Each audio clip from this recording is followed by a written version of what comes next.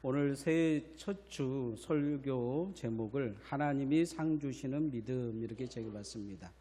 새해에는 우리 모든 성도들이 하나님이 상 주시는 믿음을 갖기를 원합니다.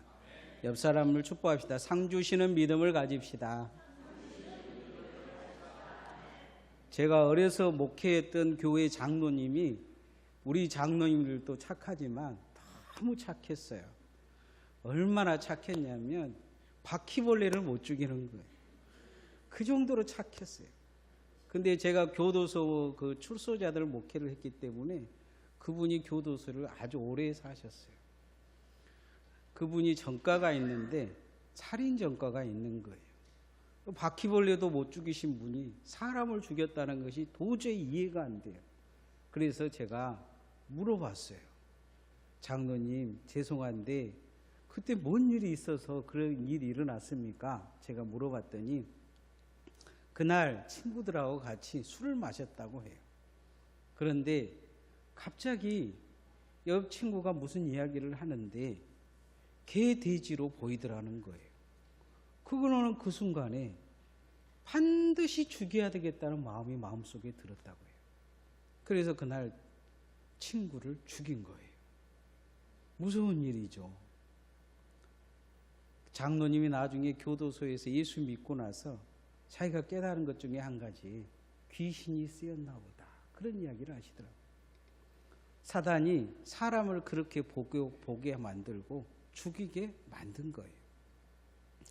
2차 세계대전에 독일군이 처음에 유대인들을 잡아가서 사형시키고 죽이려고 하는데 독일 병사들이 양심의 가책이 너무 많이 든 거예요.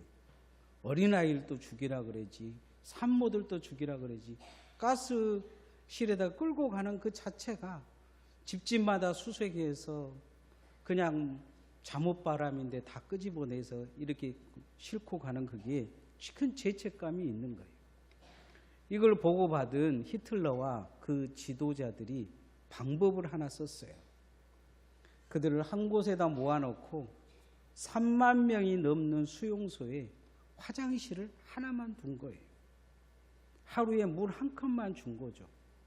화장실이 하나밖에 안 되니까 그 순서를 기다릴 수가 없잖아요. 한 주가 안 되니까 유대인들은 아무데나 대변과 소변을 넣은 거예요. 그리고는 그 한 컵의 물을 주니까 그걸로 세수도 못 하니까 그냥 그 한 컵의 물을 하루에 마시고 산 거죠.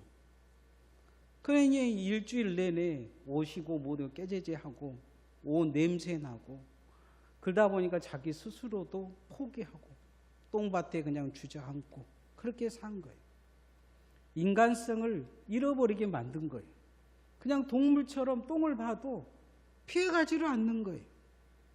그런 모습을 이제 독일 군들이, 병사들이 보고 무슨 생각을 하냐면 짐승만 또 못하다고 생각을 한 거예요.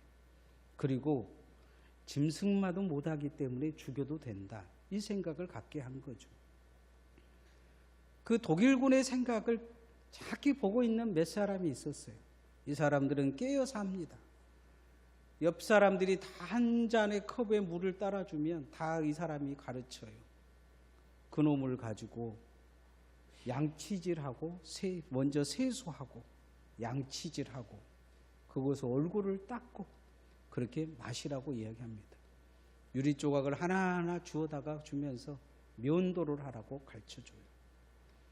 독일군들이 나중에 죽이려고 마음을 먹으면 너무 깨끗하고 자기들이 한 행동이 부끄러워서 그들을 살려낸 사람들이 있어요. 깨어있는 한 사람 몇 사람이 그들이 하나님의 자녀이요 유대의 백성임을 깨닫게 해요. 나치는 짐승으로 살기를 원하고 짐승같이 생각하고 자기를 따르는 사람들을 짐승처럼 다른 사람을 죽이기를 원했지만 깨어있는 사람은 앞에는 그 짐승 같은 생각을 가지고 있는 것이 부끄럽다는 생각을 하게 한 거죠. 유다서에 보면 믿음을 가지고 있으면서도 우리가 신앙을 잘못 가면 짐승처럼 생각하고 행동하고 실패할 수 있다 이야기를 합니다. 가인의 길과 발람의 길과 고라의 길에 대해서 이야기를 하면서 경고하고 있어요. 우리의 신앙이 깨어있지 않으면 어찌 보면 예수 안 믿는 사람들보다도 더 무서운 사람으로 바뀔 수 있어요. 우리 중심에 예수 그리스도가 없으면 우리는 사단의 사람으로 그렇게 살 수 있습니다. 아담의 범죄 이후에 창세기 1장부터 이렇게 멸망의 장이 되는 6장까지 쭉 이렇게 보면 사람들은 하나님이 보시기에 처음에 지어서 아름다웠다고 이야기하지만 4장부터 보면 점점 짐승 같은 삶을 삽니다. 그래서 하나님은 그들을 물심판받게 하려고 마음을 먹었어요. 그런데 그 시대에 깨어 살았던 사람들의 이야기가 오늘 읽은 성경에 나와 있습니다. 하나님은 그들을 하나님이 기뻐하시는 자요 상 받을 만한 믿음을 가진 자라 이렇게 6절에 말씀하고 있습니다. 한 해를 시작하면서 우리도 상 받는 믿음을 가진 성도 되어지기를 소원합니다. 사단은 우리가 본능적으로 생각하고 짐승처럼 어찌 보면 사나워 주고 그렇게 싸우고 분쟁하고 그렇게 세상에 나아가서도 하나님의 사랑을 전할 수 없는 사람으로 바꿔놓으려고 합니다. 그러나 하나님은 우리가 예수의 사람으로 바뀌어서 새롭게 시작함을 통해 새로운 피조물로 변화됨을 통해 하나님 앞에 상받는 사람 되기를 원하고 계십니다. 첫 번째 그 모습을 나타낸 사람은 누구냐? 아벨이라는 사람입니다. 이 아벨은 어찌 보면 예배 드리다가 죽었어요. 예배 잘 드렸다고 형이 때려 죽인 사람이에요. 그런 면에서 보면 이걸 복받았다고 말할 수 있을까 할 정도예요. 그러나 하나님은 그가 더 나은 예배를 드린 사람, 예배로 하나님 앞에 인정받는 사람, 그런 사람이었다고 이야기를 합니다. 우리의 신앙도 하나님께 인정받는 그런 상받는 믿음이 되기 위해 새해에는 더 나은 예배를 드리는 믿음이 있기를 소원합니다. 따라합시다. 예배에 깨어 있읍시다. 예배는 성도들의 삶의 가장 기초적인 부분을 차지하고 있습니다. 성경은 여러 가지 모습으로 예배 드리는 모습을 이야기를 하고 있어요. 그러나 예배 드리는 것도 중요하지만 형식도 중요하지만 내용을 훨씬 더 중요시 여기는 부분들을 성경은 말씀하고 있습니다. 누구나 예배하고 아무렇게나 예배하지 못하게 하셨어요. 그래서 예배를 잘못 드려서 불에 타 죽은 아론의 두 아들의 이야기도 나오고 예배 드리다가 졸아서 후손들이 400년간 종살이 지킨 아브라함의 이야기도 나옵니다. 예배를 인도할 자격이 없는데 예배를 인도해서 하나님께 버림받은 사울왕의 이야기도 나옵니다. 예배를 소중히 여겨 또한 하나님께 복받은 오베돔의 집과 다윗의 이야기도 성경에 기록되어 있습니다. 예배의 태도는 하나님에 향한 마음이 드러나는 것입니다. 사람들은 그냥 예배한다고 하지만 하나님은 오늘 우리 가운데 임재하셔서 우리의 마음을 들여다보고 있는 것입니다. 그래서 여러분이 아벨처럼 예배할 수 있기를 소원합니다. 하나님은 왜 가인의 예배를 안 받아주셨을까요? 가인의 예배는 뭔가 목적이 있는 예배였습니다. 자신이 하나님께 아벨보다는 낫다는 생각을 했던 것 같아요. 어찌 보면 값으로 친다면 아벨보다 더 많이 드렸던 것 같아요. 그리고 수고도 많이 했던 것 같아요. 그러니까 당연히 내가 인정받아야 된다 하는데 가인과 아벨의 예배의 차이를 오늘 성경은 말씀하고 있습니다. 4절 말씀 한번 읽어봅시다. 히브리서 11장 4절 시작. 믿음으로 아벨은 가인보다 더 나은 제사를 하나님께 드림으로 의로운 자라 하시는 증거를 얻었으니 하나님이 그 예물에 대하여 증언하심이라. 그가 죽었으나 그 믿음으로서 지금도 말하느니라. 그가 죽었으나 믿음이 말한다는 거예요. 그는 죽었지만 그 예배는 살아있어서 그 예배가 우리 삶의 중심에 축이 되고 있다는 거예요.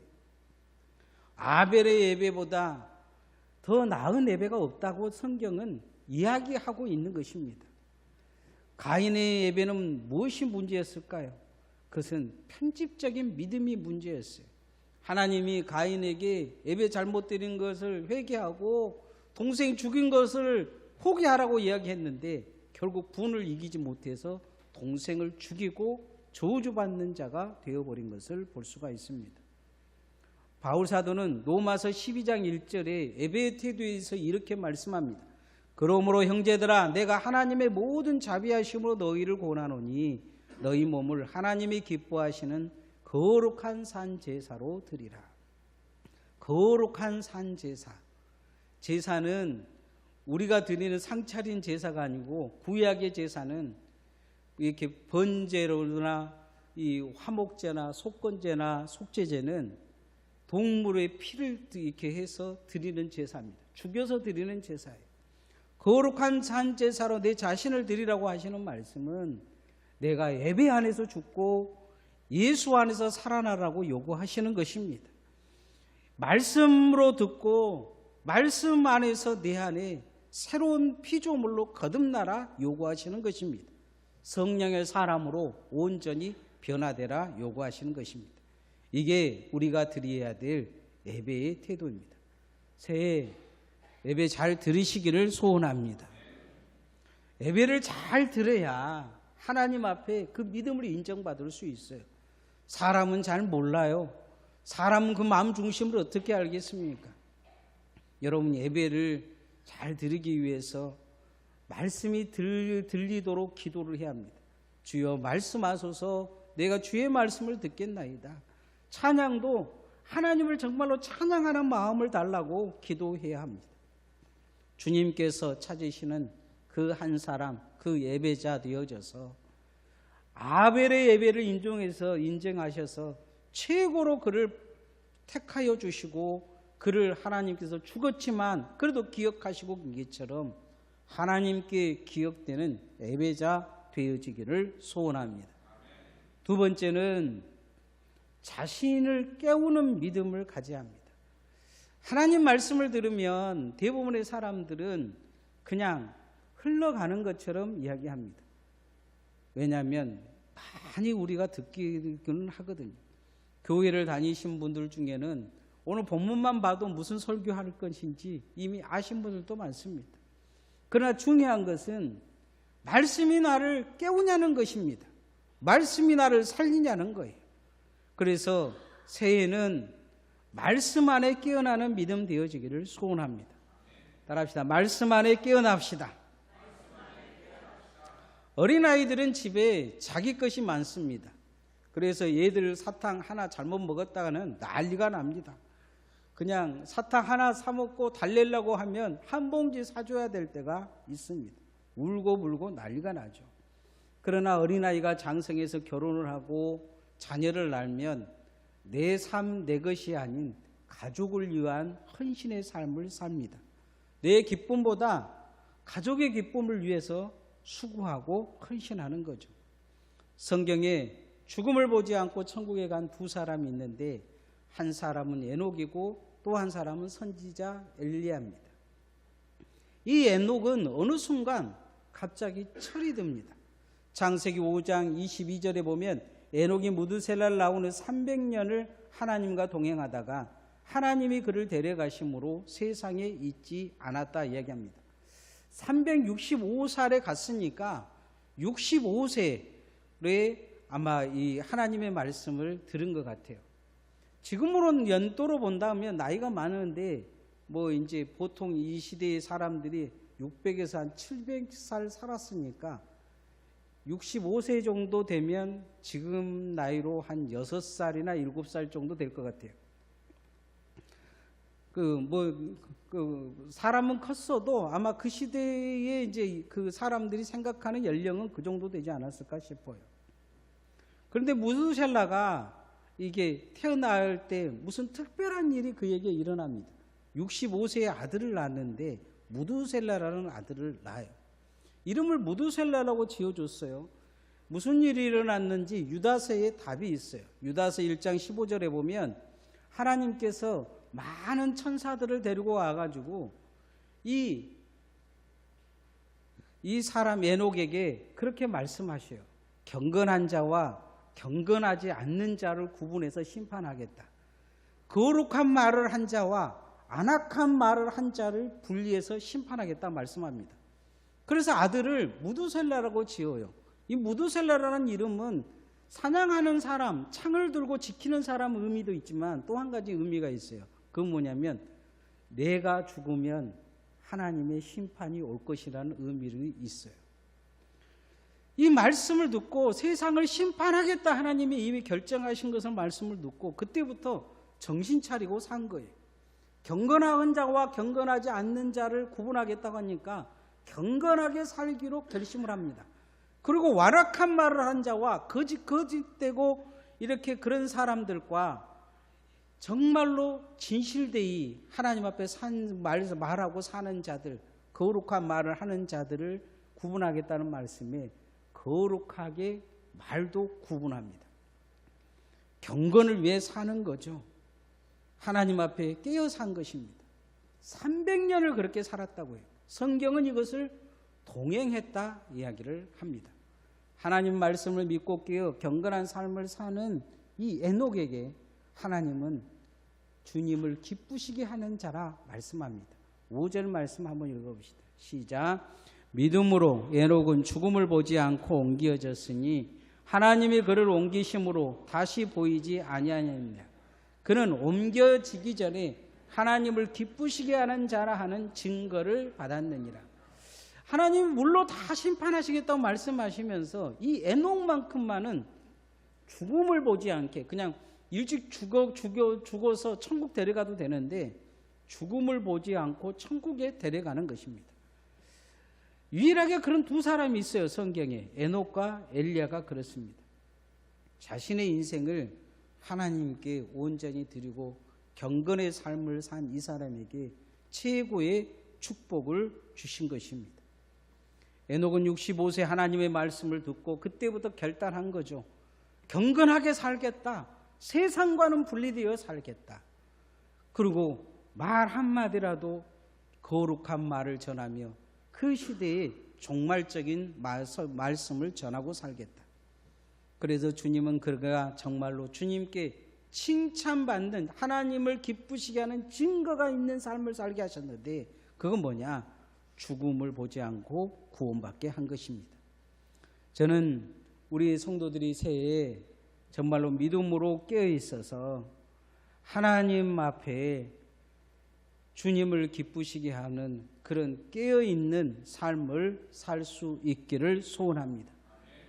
경건의 삶으로 어떻게 하면 더 거룩하게 내가 살 것이냐를 결단하고 하나님 앞에 그렇게 서면 주님이 여러분에게 칭찬하실 뿐만 아니고 여러 가지 모양으로 상 주시고 복 주실 줄 믿습니다. 마지막 세 번째, 하나님은 심판하시면서 답답해 하셨던 것 같아요. 그냥 다 멸망해버리고 다시 만들까? 이 생각도 하셨는지는 몰라요. 그러나 하나님의 희망이 되는 사람이 나타납니다. 우리도 오늘날 하나님의 희망이 되기를 소원합니다. 그에게 모든 것을 상속시키세요. 세상의 모든 것을 축복도 그에게 상속시키는 것을 볼 수가 있습니다. 따라합시다. 하나님의 희망의 상속자가 됩시다. 세계적인 브랜드가 있죠. 이렇게 여자 우리 성도들이 가지고 싶어하는 누비똥인가 그런 똥하고 크리스탄 디올인가 그런 그 가방이 있어요. 가방이. 그런데 이런 회사들이 미래가 지금 불투명하다고 합니다. 물건이 없어서 못 파는 거예요. 근데 앞으로 20년, 30년 후에는 망할 가능성이 있다고 해요. 왜냐하면 이 전문 기술자들이 늙고 죽어가고 있기 때문이에요. 새로운 젊은 사람들이 와서 기술을 배우는데 짝퉁 수준도 안 되는 거예요. 보통 이런 것은 짝퉁이 많지 않습니까? 그래서 짝퉁과 진품을 가져다 놓으면 금방 알 수가 있다고 해요. 왜냐하면 짝퉁은 진품을 따라갈 수 없기 때문이죠. 그만큼 정교하게 바느질도 안 보이게 안으로 꼬매는 기술을 이 사람들이 가지고 있기 때문이에요. 그래서 기술자가 없다 보니까 미래에 희망이 없다는 거예요. 사람이 없다는 거죠. 오늘 한국교회도 희망이 없다는 이야기를 자꾸 전해 들어온 이유는 교회가 가난해서가 아닙니다. 건물이 없어서도 아니에요. 교회가 하나님의 사람들이 줄어들고 있기 때문이에요. 지금 가장 교인들이 많아요. 한국 교회가 지금까지 있었던 것보다는 갈수록 교회도 가장 많습니다. 목사도 가장 많아요. 그러나 우리가 예전에 우리의 선진들의 신앙과 영성에 비춰보면 거의 짝퉁 수준입니다. 목사도 짝퉁이요, 성도도 짝퉁이요, 교회도 짝퉁인 모습을 가지고 있어요. 정교한 하나님의 은혜가 없는 거예요. 에녹이 죽고 얼마 후에 태어난 후손 중에서 진품이 하나 나타납니다. 그게 노아예요. 희망이 없는 세상을 멸망시키겠다 했는데 하나님의 희망을 품은 사람이 나타나요. 에녹은 이미 죽고 노아가 태어난 거예요. 그 무드셀라가 이 노아에게 바로 이야기를 해줘요. 뭐라고 이야기를 해주냐? 하나님이 네 할아버지께 이야기하기를 세상에 멸망이 올 거라고 이야기했는데 멸망을 준비해야 된다고 이야기를 해요. 그러니까 노아는 600년간 경건하게 산 거예요. 600년간 하나님의 말씀을 붙들고 산 거예요. 세상을 보고 희망이 없다고 했는데 하나님은 희망의 사람을 발견하신 거죠. 7절 말씀 읽어보십시다. 시작. 믿음으로 노아는 아직 보이지 않는 일에 경고하심을 받아 경외함으로 방주를 준비하여 그 집을 구원하였으니 이로 말미암아 세상을 정죄하고 믿음을 따르는 의의 상속자가 되었느니라. 하나님의 말씀에 경고를 받았다는 거예요. 누가 이 말씀을 전해줬느냐? 처음에는 에녹이 전해줬고 에녹에서 무드셀라로 전해지고 무드셀라를 통해서 노아에게 전해진 거죠. 하나님은 그가 600년간 경건하게 사는 모습을 보시고 하나님은 그에게 방주를 500살 때 지으라고 이야기합니다. 그리고 노아는 정말로 하나님의 말씀대로 미친 사람처럼 산 위에다가 방주를 짓습니다. 하나님의 희망을 거기에다 담아요. 대기업이 아들들이 많죠. 대기업들 보면 현대에 가도 쭉 보면 아들들이 많이 이 마누라가 많아가지고 아들들도 많고 자손들도 많고 그래요.